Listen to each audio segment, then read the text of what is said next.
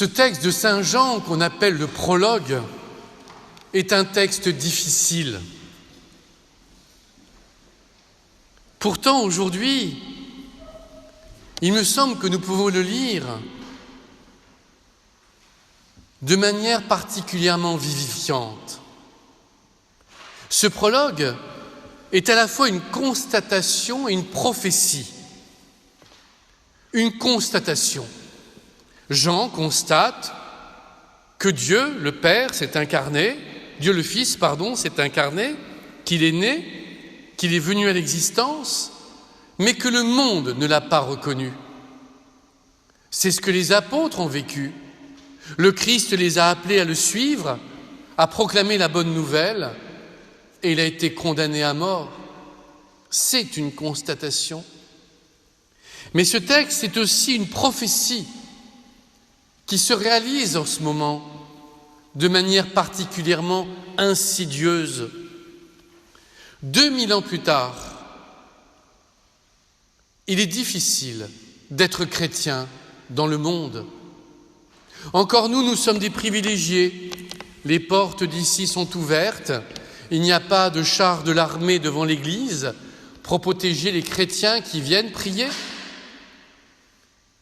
Comme le disait sœur Sarah lorsqu'elle est venue ici, et d'ailleurs elle sera là en mai prochain, quand je vais à l'église, au Caire, en Égypte, je ne suis pas sûre d'en ressortir vivante. Nous savons qu'à tout moment, un attentat peut avoir lieu, mais nous y allons quand même, car c'est important. Oui, le Christ est venu à l'existence et le monde ne l'a pas reconnu. Désormais, il est de bon ton de souhaiter aux uns et aux autres de bonnes fêtes de fin d'année. On évite le mot Noël.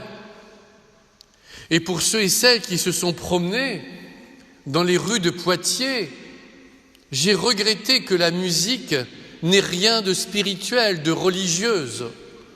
Les tubes actuels, auxquels on ne comprend rien d'ailleurs, peu importe, portaient plus à l'esprit du monde qu'à la joie de Noël. Il est difficile désormais de faire une crèche pour un commerçant. Certains ne les font plus de peur de perdre leurs clients. Oui, être chrétien est difficile dans notre monde aujourd'hui. Mais ce texte est prophétique. Il nous dit « La lumière brille dans les ténèbres et les ténèbres ne l'ont pas arrêtée. » Rien n'arrêtera la lumière. Tous les jours, le soleil se lève et la nuit disparaît. Dieu est plus fort que tout. Nous vivons à l'échelle mondiale et chacun dans son cœur un véritable combat spirituel contre les ténèbres. Mais ce combat, nous l'avons déjà gagné si nous le voulons. Grâce à Dieu. Rien n'arrête la lumière. Rien n'arrête Dieu, si ce n'est trop souvent nous, quand nous ruminons sur nos problèmes personnels, quand nous regardons non pas le ciel mais le sol, quand nous sommes enfermés dans nos problématiques. Alors, la lumière, nous ne la voyons plus. Alors aujourd'hui, en sortant de cette église, j'aimerais que les uns et les autres, nous ayons conscience d'une chose. Nous allons être comme Jean le Baptiste. Nous allons annoncer la lumière. Aucun d'entre nous n'est la lumière. C'est Dieu qui est la lumière. Mais nous avons à annoncer la lumière. Alors comment faire? Cette nuit, j'ai donné quelques pistes. La première, garder un esprit d'enfant et être capable de s'émerveiller. Ce que, avec l'âge, nous perdons progressivement, victimes de l'arthrose mentale. La deuxième piste était la joie. Une joie qui ne vient pas de l'extérieur, mais la joie de savoir que Dieu, tous les jours, prend naissance dans notre cœur. Et c'est justement la troisième piste qui m'était inspirée par France Télévisions, de faire de chaque jour un nouveau Noël. Que chaque jour soit une naissance, que tous les jours, nous ayons l'impression que ce jour est le premier, et quand nous levons, nous soyons déjà habités par la joie de la naissance de Dieu, non pas seulement aujourd'hui, mais demain matin, le 26, le 27 et toute l'année. 3 pistes fondamentales. D'autres pistes aujourd'hui. Notre monde a cru que pour que l'homme advienne à lui-même, il fallait le libérer de Dieu. Nietzsche, bien entendu, Michel Onfray et bien d'autres ne veulent finalement compter que sur l'homme, comme si Dieu était en opposition. Nous savons, nous chrétiens, que c'est une impasse. Et si vous avez fait attention à l'oraison de départ, il est bien dit que nous demandons à Dieu d'être unis à sa divinité. C'est ce que tout à l'heure je dirais, quand je mettrai l'eau dans le vin. L'eau, c'est nous, c'est l'humain. Le vin, c'est le divin. Dieu veut nous diviniser.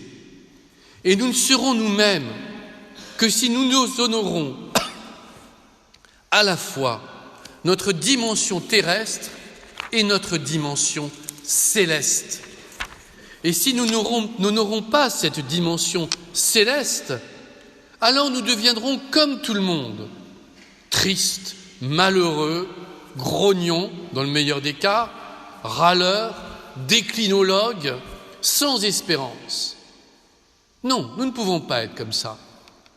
Nous traversons des épreuves dans la vie, c'est vrai, mais au fond de nous, il y a cette flamme. Devant nous, il y a ce soleil de Dieu.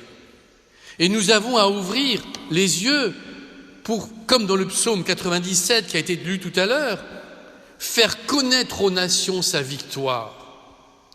Nous avons à devenir les témoins de la lumière au quotidien. Chez nous, reprenons l'habitude du bénédicité avant chaque repas, d'une prière avant de manger, d'une prière après avoir mangé. Reprenons l'habitude de la prière du matin pour confier sa journée à Dieu, de la prière du soir pour le remercier et pour lui demander de nous aider à grandir spirituellement. À travers ces quelques exemples, la piste est simple. Resacralisons le monde. Le monde est en train de se désacraliser. On ne voit que sa dimension horizontale. Nous ne pouvons pas être comme ça. Montrons au monde cette dimension verticale. Quand nous travaillons, eh bien, n'hésitons pas dans la journée, dans notre cœur, à faire une prière pour confier notre travail à Dieu. Quand nous rencontrons des personnes, avant de les rencontrer, n'hésitons pas à prier pour elles, en disant tout simplement « Béni soit cette personne dans le cœur de Dieu ». Oui, resacralisons le monde. C'est en montrant au monde cette dimension céleste inhérente à l'homme que nous redonnerons au monde la joie. Je le répète, j'ai trouvé les rues de nombreuses villes assez pathétiques. Si la joie de Noël, c'est des boutiques avec des petits bonnets, des churros et une musique sinistre, mon Dieu, quelle joie! Nous avons à être les témoins de cette joie qui dépasse tout. Mais si nous ne l'entretenons pas, cette joie, peu à peu, elle ne s'éteint jamais, baisse de volume. Et nous-mêmes, nous ne la voyons plus. Alors oui, interrogeons-nous. Est-ce que nous sommes aujourd'hui des témoins de la lumière? Ou est-ce que notre visage est sinistre? S'il est sinistre, nous ne sommes pas témoins de la lumière. Interrogeons-nous. Comment souhaitons-nous vivre demain? Souhaitons-nous être des messagers de la lumière? Quelle belle mission! Messager de la lumière. Personnellement, c'est un titre qui me plaît et j'ai envie de l'habiter. À chacun d'entre nous de répondre.